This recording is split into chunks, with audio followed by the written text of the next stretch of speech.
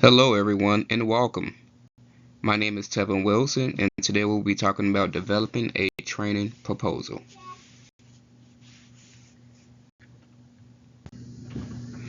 Defining the audience. This category will be used by the following individuals while planning, providing, and evaluating the proposed training. In our segment group of leaders, we have the director, department team managers, team leads, training instructors, learning and development, and change management. Training objectives.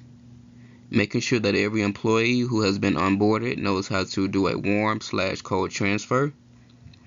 Make sure that every employee who has been onboarded knows how to create a case properly in the CRM database.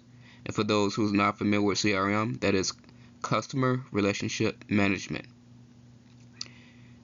Make sure that every employee who has been onboarded knows how to pronounce medical terms correctly. Make sure that every employee who has been onboarded knows how to properly generate a fax to the doctor's office and servicing facility. Make sure that every employee who has been onboarded knows how to open/close a case after speaking with the client. Make sure that every employee who has been onboarded knows how to select the correct ordering and servicing provider. And lastly, make sure that every employee who has been onboarded knows how to properly transfer a case. In scope and out of scope for training objectives. In scope, we have the duties that a single medical professional in a given area is authorized to carry out the course of their work. The right combination of schooling, training, and experience should be underpinned such as endeavors. For our out of scope, we have details, the activities, methods, and procedures that a healthcare provider is authorized to do in accordance with their license. A practitioner's authority is constrained to the extent that is conferred by law, taking into account their level of education, work, experience, and demonstrated competence.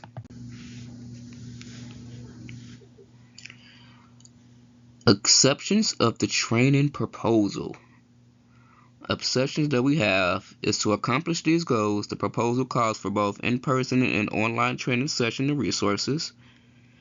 This training will enhance the employee's abilities to respond to client questions and concerns, as well as their customer service voices are enhanced through call center training. Communicating effectively, understanding products, using call center systems and tools, and being polite on the phone are common topics that are covered. This is required due to the meeting the needs of our client expectations for in-network and out-of-network facilities where services will be rendered. Understanding the correct protocol for each client plays a crucial part in the everyday business and minimize backlog of cases. Dependencies. We have items/supplies that are needed, a proposed training agenda, computer monitors, laptops, pens, paper, and binders. The individuals included will be the director, department team managers, team leads, training instructors, and learning and development. Processes. The proposal will be considered successful if associates know how/when to transfer a case to the appropriate queue, able to successfully reopen a case or close a case after clinical rationale is given, able to successfully create a case in the CRM without any assistance from team leaders, knowing when to get a nurse or doctor on the line at the appropriate level of the case, ability to select correct ordering and servicing provided by the NPI and address of the provider. Risk in the proposal. Our first risk, entering the wrong patient information. This is a violation of HIPAA.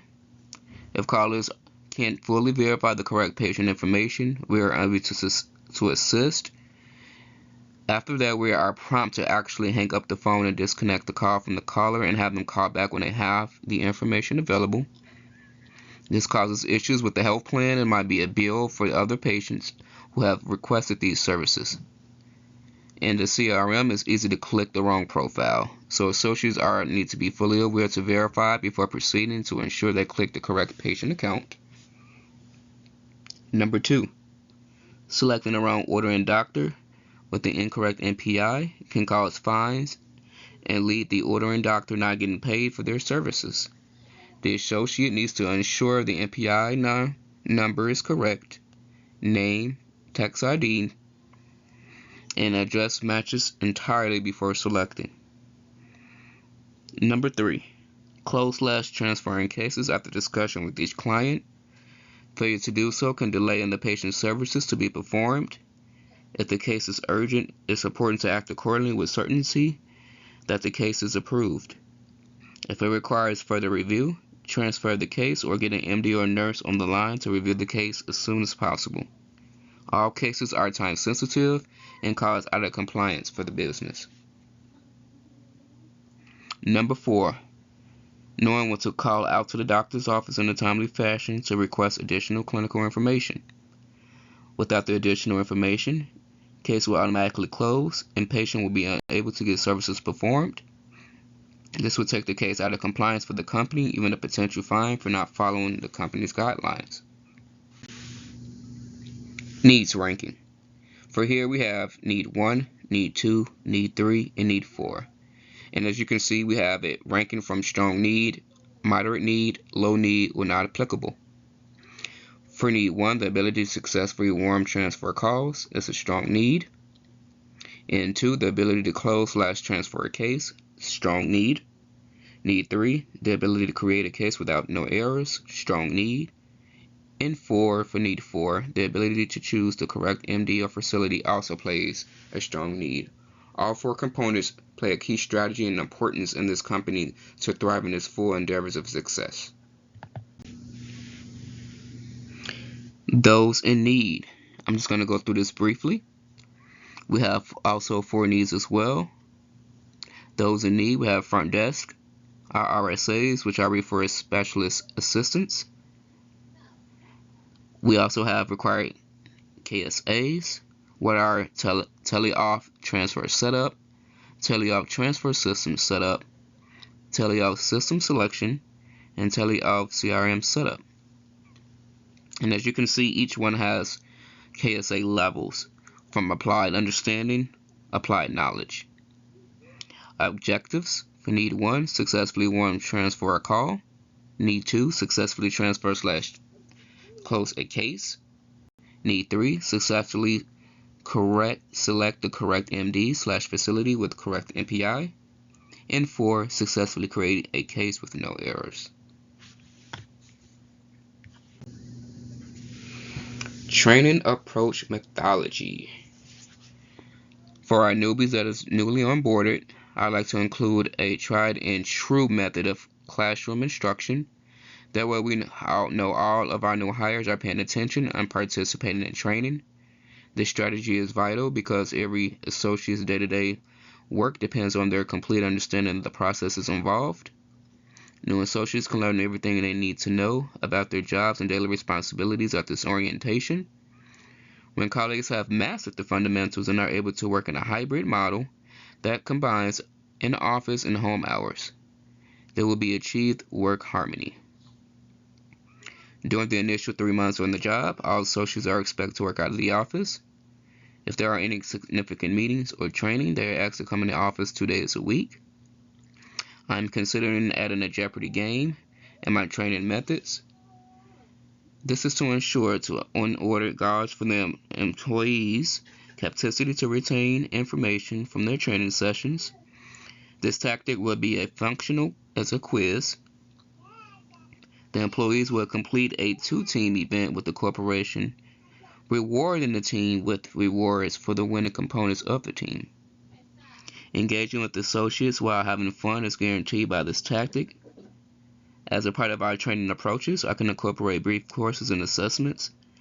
This is a fantastic opportunity to assist colleagues' capacity for learning their abilities to retain information from previous training sessions. Our learning management systems, LMS, are a fantastic tool for employees to stay up to date and all the latest happening in the office. Additionally, it educates on how to handle specific scenarios that may arise on the job. Additionally, it informs them what is expected of them in their work responsibilities.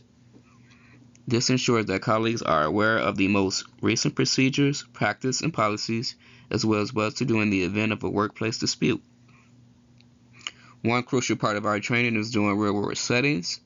Engaged workers are more likely to be able to listen and learn from one another. There was an 8-week live training session at this company. Upon completion of this training, associates are prepared to work in a hybrid model. The hybrid model is scheduled to implement the following a period of 90 days on the job in assistance. Training roles and responsibilities. As you can see, we have names from our project management, our client services managers, referral specialist managers, and MD managers. From their titles that varies from LPM sales, referral service assistant manager from nurse review, referral specialist managers, and CSR for client services. As you can tell, their role in their profiles and skills on note are there to view. This will ensure everyone has their full capacity to fulfill their daily duties. Training environments and infrastructures. Materials. We have a proposed training agenda. Computer monitors, laptops, pen, paper, and binders. Our facility that we will be hosting will be at Elevance Health Corporation in our Chicago Homeland office at 8600 West Bryn Mawr Avenue, Chicago, Illinois, 60631. For our virtual office, we will be at the home of where the employees currently reside, as well as our physical location as the address I gave before, and our online work from home locations as well. For some reason, for our virtual component, if their employees run into any type of system issues, they are asked to go to any one of our post location points that are located within miles and range from their home, where they stay. Here we have schedule of events, from where we have things going from warm transfer, creating a case, closed transfer a case, and picking the correct MD service and facility, and as well as their facilitators who will be facilitating, the objective of the components, the date and the duration, and also the location of the training. Resources and budget. The acquisition of customer service training materials may range from a minimum expenditure of $100 to a maximum expenditure of $1,000. This depends on the number of new hires, so it can fluctuate from being very low to kind of being to the maximum. A web-based course featuring video content that may be accessed at any time costs as much as little as $10 per employee, which is fairly doable. Our customer service software is available at a range of prices, starting from $80 for standard customer service training software and going up to $1,000 for our highly specialized training for like our RNs or MDs. The cost of virtual training with a live teacher can vary from $1,500 for a group of 6 individuals to up to $2,250 for a group of 24 people, which is still in the range and very doable. A comprehensive day in-person instruction conducted at the training location. The cost per employee varies from $500 to $1,500 and may include for business trip needs. And this is just based off the company's discretion for the business trips. All segments of training require 2 field business days of each segment for 8 hours per day. And a half of this training session will be paired with a mentor to help the new hires to develop and monitor and grow as an individual. Training should be allowed up to 2 weeks total. In conclusion, developing a training proposal enables you to effectively convey your research concepts and methodologies in a brief and understandable way to diverse audiences both within and beyond your field of study. Furthermore, training strategies improve staff abilities and enhance their proficiency. And individual personal development and career progress can be facilitated by implementing a training plan. Enhanced job performance can also result in heightened and productivity and facilitate the employer's acquisition of change agility. The recommended training age, stakeholders in comprehending the advantages, expected results, and expenses linked to it. Moreover, a concise and organized plan enhances the likelihood of obtaining essential resources is important from key decision makers. Here on this slide, you can find references that were used to put down this proposal. And I want to thank you for tuning in, for listening to my key component of this training proposal. Again, my name is Tevin Wilson. It was a pleasure of speaking with you all. Thank you and have a wonderful evening.